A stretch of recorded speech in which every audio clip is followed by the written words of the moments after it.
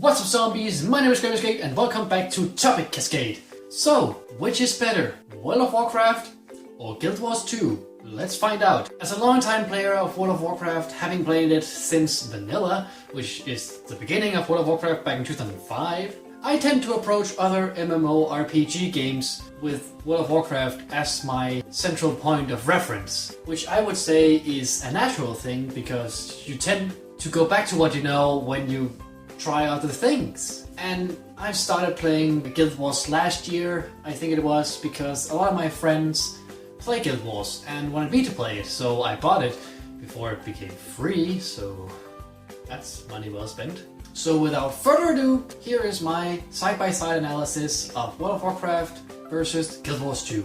Enjoy. I would just say this is strictly analysis of PvE since I haven't tried PvP in Guild Wars and I'm not a big fan of PvP in World of Warcraft either way, so just PvE. So if we start with character creation, which has become a fairly common experience in a lot of role-playing games, because you want to associate yourself with the character and go deeply into how you should look. And there's a big variation between the character creation in these two games. You could start by saying that World of Warcraft is way ahead of Guild Wars in playable races. I think there's only 5 in Guild Wars, and World of Warcraft has like, I don't know, maybe 15, give or take a few. On the perspective of classes, it's a bit more, you could say, similar. World of Warcraft still have more classes. It has about 10, and Guild Wars has just a little below that, maybe 2 or 3 off. Yes, I have done my research. Obviously, can't you see? Though it's not revolutionary, the customization in Guild Wars is way better than the one in World of Warcraft, where it's just, here are some template phases that you can choose off, where in Guild Wars it's almost like creating a sim in The Sims, where, or a character in Skyrim, where you can mold the face in whatever way you like. So the World of Warcraft is pretty simplistic and the Guild Wars is very thorough. So in that way, Guild Wars wins. So 1 point for Guild Wars. Moving on to combat system, where both games utilize keybound skills, where in World of Warcraft your skills, your spells and attacks vary in what class you are, where in Guild Wars of course it's class specific, but it also varies what weapon you have. In World of Warcraft you can carry whichever weapon and still have the same abilities, where it changes in Guild Wars. And although that Guild Wars' abilities have a little twist, an exciting twist in contrary to World of Warcraft, they don't necessarily make the system better. Fundamentally, the system is pretty much the same, so that's a tie.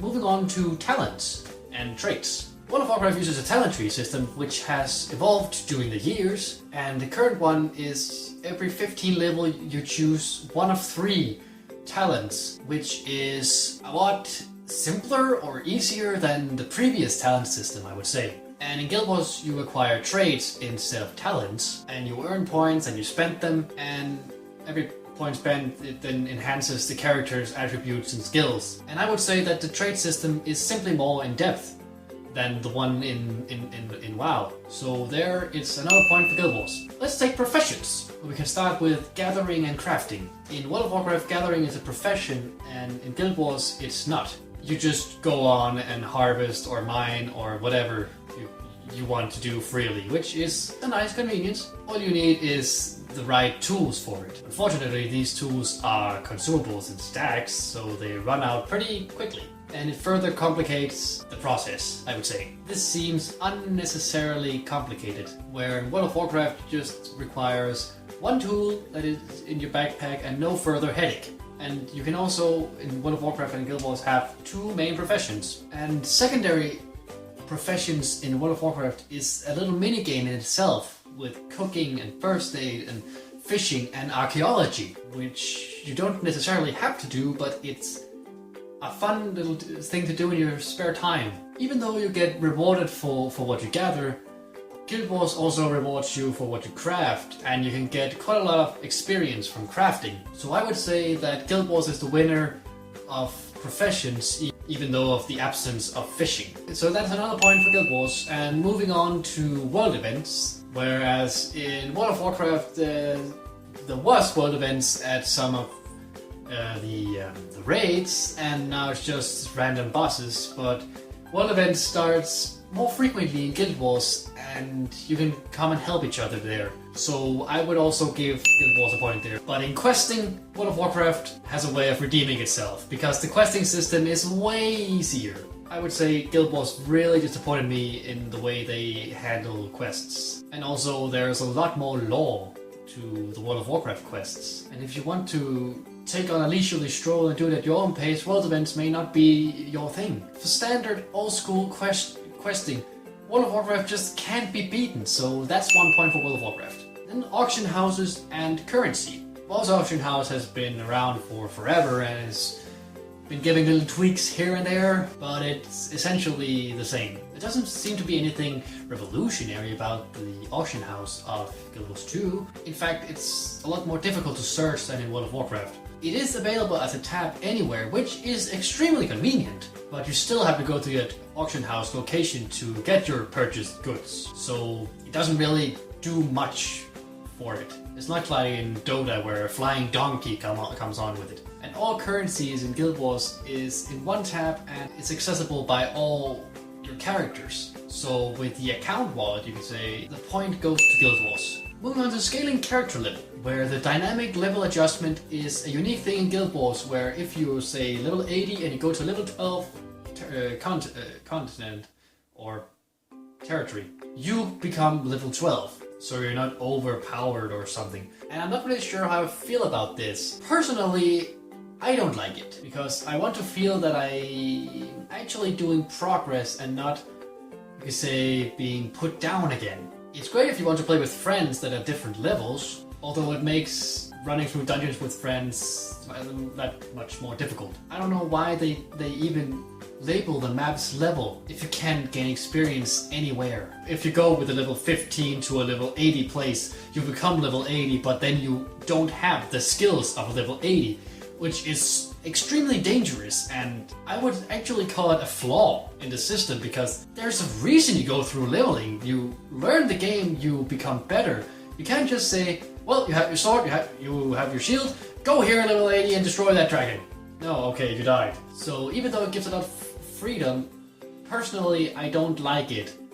So I don't really want to give out any points for that. Transportation in the two games vary very much. In World of Warcraft there are established flight paths in where you pay a flight master to be flown away somewhere, and then you get a lovely view of the scenery. And yes, it can be time consuming if you think about how you get from point A to point B in Guild Wars with waypoints, but I would say the cost is lower in World of Warcraft, and even though you can fly anywhere, you can't take the waypoint just anywhere. And when you get to a certain level, the flight paths open up for you, where in Guild Wars you have to personally go to the waypoint to unlock it. So even though Guild Wars is faster, World of Warcraft has mounts, which are ground, flying, and underwater. Not only do they make you travel faster, but they give a whole other flavor to the game that Guild Wars doesn't have. There are a huge variety of mounts and can give a whole other atmosphere and prestige to your character. So I would say the lack of mounts is a huge hole in transportation in Guild Wars, so I will give the point to World of Warcraft.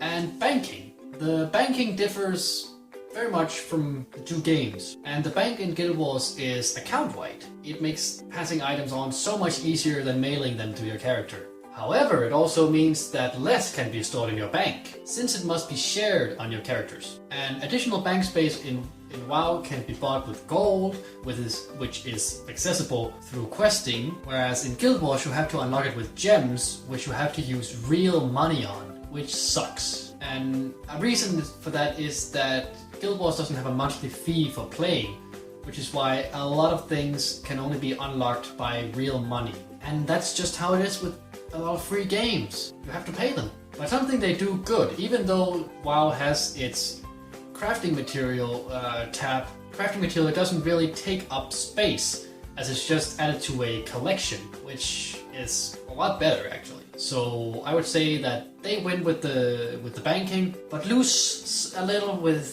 the real money thing, but the point goes to Guild Wars. So what about all the other little extras? World of Warcraft has a number of unique extras, including a glyph system, which allows additional utility, as well as character customization. And as I mentioned before, fishing and archaeology can be little mini games, and it also has dual specialization, so you can switch between whatever you like at the moment, so you can quickly switch between tank and healer. And yes, Guild Wars has some toys, and they may look cute, but they do nothing. Toys in World of Warcraft are a lot more fun and a lot more varied, and the toys and pets in Guild Wars just cost real money. And both games contain pets, but they don't do anything but follow you around. But in World of Warcraft, you have a little Pokemon minigame where the battle pets you catch, you can level them up, give them names, and take care of them like Pokemon and battle. And both games offer customization of a character with in World of Warcraft with transmogrification, where you can look like whatever you want. If there's an old weapon of yours that you like the look of, but it's not good in the current game, current expansion or current time, you can just make your current weapon look like the oldie goldie. And in those extra categories, World of Warcraft just shines, so a point over there. And then of course there's the costs of the game. Now you can buy Blizzard, the original World of Warcraft plus 2 expansions for $20, I think it is. And of course there are 3 other expansions. I don't know if Cataclysm is in the package deal they have, but they have 3 expansions and the new one that's coming soon. So that goes up to maybe $70 or $80, where Guild Wars was, I think, $50, but now it's free. But of course, the free version, you don't get as much, but then Guild Wars also have Heart of Thorns, which costs maybe $50. And then World of Warcraft, of course, has the monthly fee, but Guild Wars they have the microtransactions that also go up a lot. And as a player of League of Legends, where microtransactions give you a lot of goodies, I can relate to using a lot of money. So it depends on what you like. If you want to pay the fee for a game that you really love and have all the expansions that keep on giving new content, then of course the points go there. But if you don't want to pay anything and you just want to play, then it has to be Guild Wars that won that one. But who can we take as the overall winner? If you never played either of the game, you should pick up Guild Wars, because now it's free to play, you don't have to pay for playing it, but in terms of innovations, it's clearly not a cutting-edge game. However, for me, because of all of Guild Wars' innovations, World of Warcraft is still the overall winner for me. Why? Nostalgia, brand loyalty, it is my sentimental favorite, but it's not because of that. Guild Wars wins on so many individual levels because it's a newer game. But World of Warcraft is the original innovator, and that is also a reason why it is historically the biggest MMORPG and still is. I know it's lost a lot of players, but you can't take away that fact. And for Guild Wars, it's much easier to build on someone's winning formula than to create your own from scratch. And World of Warcraft is still the original winning formula. Although each expansion you may get tired, but Blizzard keeps on updating, keeps on getting players back, and even though I can get away from the game from time to time, I still look forward to the new expansion. I still want to play everything it has. I don't feel that way with Guild Wars, because I feel like they lack the new things here and there. And Blizzard has proven itself. It constantly retains their ability to surprise me. And for that, the overall winner is World of Warcraft. But of course, don't take my word for it. You can comment down below why you think you're right and what is the winner, or if you agree with me that World of Warcraft is the winner, or a whole third MMORPG that I haven't even talked about. There are so many games out there. This was just my opinion, and I want to hear yours as well. But until then, thank you very much for watching this video. If you liked it, hit the like button and subscribe to become a zombie today. And until next time, have a great time. Ah, everything is freaking out. Oh, holy fuck! Get over! Up and over. Up and over. Fly over, get it.